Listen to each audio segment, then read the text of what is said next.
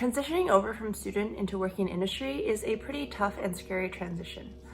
Today, I want to debunk or demystify 8 myths or misconceptions that you might have about working in tech.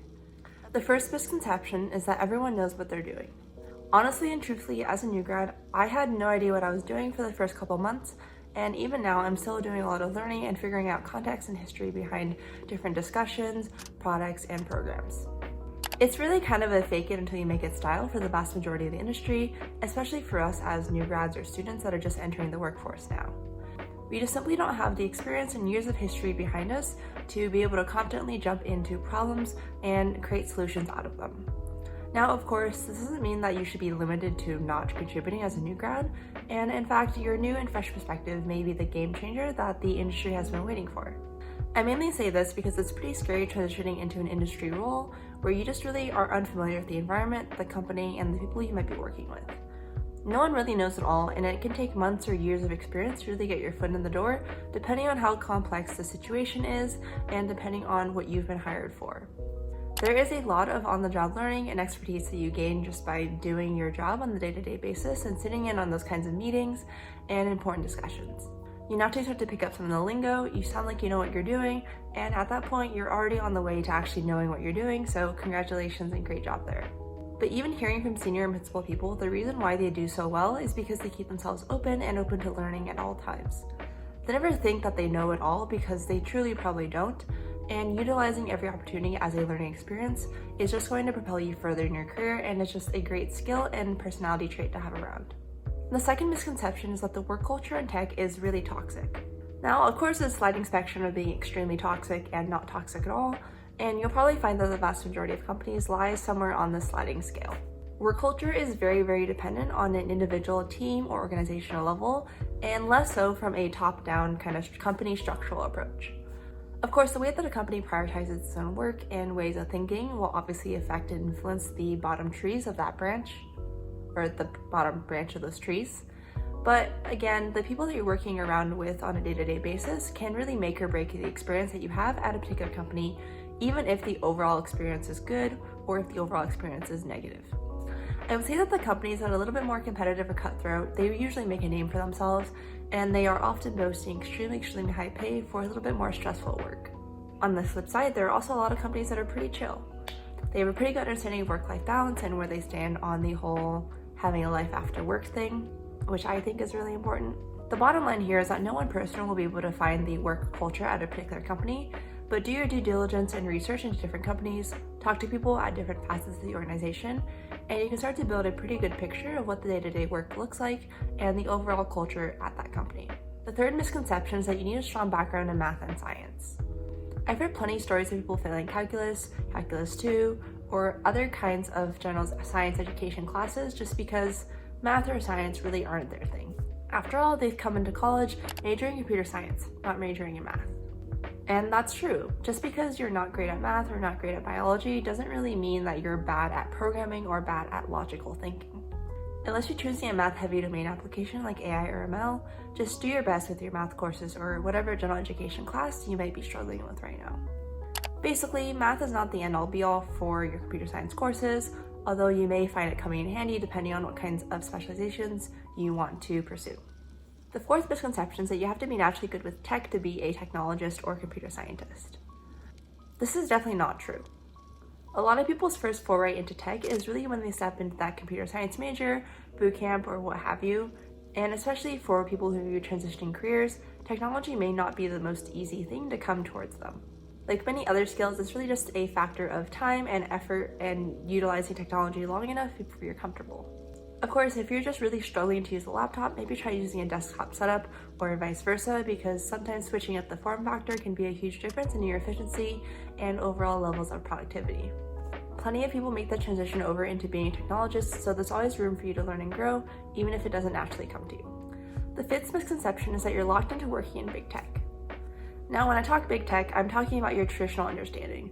So FANG/Mango, whatever you want to call it, and Microsoft, kind of just the old heralds of being in tech. Yes, this is a huge opportunity where you can get involved in working in tech, and that these companies are always hiring for more people, but there are also just tons of other software companies that are not as big or well known, and also millions of startups that are looking for great talent all the time. And even not at the new grad level, looking forward into your career, there are a lot of exit opportunities for working in tech. You've hopefully learned a ton of great skills. You're a pretty skilled software engineer or a product manager, and you can use that to look for your next opportunity. Hard skills and soft skills combined with years of experience, you probably have the expertise to grow the next big startup, or you can work in nonprofits across the board, technological access, etc. Any company nowadays also needs to store some sort of data, so database management, or needs a website showcasing their products, stacking inventory, stuff like that, so web development, and also some sort of backend development. There are really endless opportunities once you've been in tech, and just keeping your eye out for these kinds of things can really open the doors for you in terms of finding your next big break, or finding something that may align a little bit more closely with your passions and interests. I do just want to touch on the fact that I know plenty of people want to gun for big tech, and I totally understand why, and I'm probably there for similar reasons. There are a lot of great career opportunities, visibility, you can launch yourself into the next new role, etc. But also, just because you don't get into a big tech the first time around doesn't mean that you're doomed for the rest of your life. Say you start off at a different company. You can grow your skills there, become a leader in your particular role, and then reapply in the future for a role that might more fit your current desires and interests later down the line. I always like to think of a closed door as just a redirection into another opportunity, even though I know that rejection always sucks. The sixth misconception is that you're locked into working as a software engineer. There are so many other careers out there besides just software engineering and tech, and I will shout this from the rooftops if I have to. I really want other people to know that software engineering is not the only thing you have to do with a computer science major, bootcamp degree, whatever it may be, and that there are plenty of other tech-related or tech-adjacent opportunities that really need that computer science and technological background to succeed and to fill that role. Take your time to explore and really find opportunities that might better align with your passions, interests, and personality. I know that software engineering was my first choice going into computer science because that was the only model that I saw. Knowing that there is so much more out there, I definitely would have taken the chance to pursue other opportunities had I known about them earlier.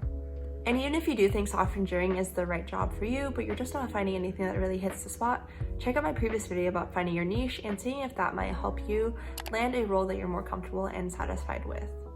Breaking down the vast sea of software engineering into company sectors, niches, and disciplines can really just make the job search a little bit more manageable and more aligned with your expectations. Also, just don't forget about startup land. Over there in startup land with your unicorns, sunshine, and rainbows, you'll also get to wear tons of different hats on the day-to-day job. So even if you're hired on as a software engineer, you may be ending up doing PM work because there's no PM within the team. That might satisfy your itch for different responsibilities and work within the day-to-day job. Seventh myth or misconception is that there's one correct language to land your next job. For example, if you're a web developer, then knowing jQuery was kind of the next big thing within the early 2000s, and now it's really all about React. Who knows what it'll look like in 5 to 10 years though. Regardless though of which language you start out with, the time that you spent and invested into one language can always be transformed or perpetrated over to another. Of course, knowing memory management and pointers is always going to... Instead of hyper-focusing on what the next language you should learn is, focus on learning design patterns and system architecture as more universal skills you can carry with you from language to language. This is knowledge that is less mutable, and there are a lot of best practices and standards put into place within the industry as to how to design different systems and overall design patterns for cleaner code. These will definitely carry across different programming languages, and the more you practice them, the more familiar you'll get, and also be able to translate them even better into different languages off the top of your head. The eighth and last myth and misconception that I want to talk about is total compensation is everything within tech. I know Blind will tell you that total compensation or TC is everything and that you have to chase that TC for the rest of your life. Yes, total compensation is one piece of the overall puzzle of why you're working, and an important one, but it's also not telling the full picture of what your day-to-day work looks like and your satisfaction. I know there's a study out there that throws a very particular number out as kind of the cap at which our happiness maxes out with relation to money, and anything beyond that is kind of just extra additional money for spending or saving. For some people, again, pay and total compensation is vitally important, and they will fight for that when looking for the next job. Everyone needs to pay rent, pay the bills, and put food on the table. Ultimately though, what you value in work comes down to you and your values. Take some time to think about whether you care about work culture, compensation or TC, benefits, mentorship, career, whatever it may be, and how that ranks at your current company. Then this will help you make a better judgment and decision when you're looking for a new opportunity and see if that better aligns with this matrix that you've created and overall with your happiness as well. Those are the 8 myths and misconceptions that I wanted to bust about working in tech. Let me know if you have any other questions in the comments down below. As another plug for my Discord, I am planning on doing free resume reviews at the beginning of each month and maybe also setting up frequent mock interviews or lead code sessions depending on what the community is looking for. If this sounds interesting to you, then go ahead and join using the Discord link in the description box down below, and I hope to see you there. Thank you all so much for watching, and I'll see you all again next week for a brand new video. Bye.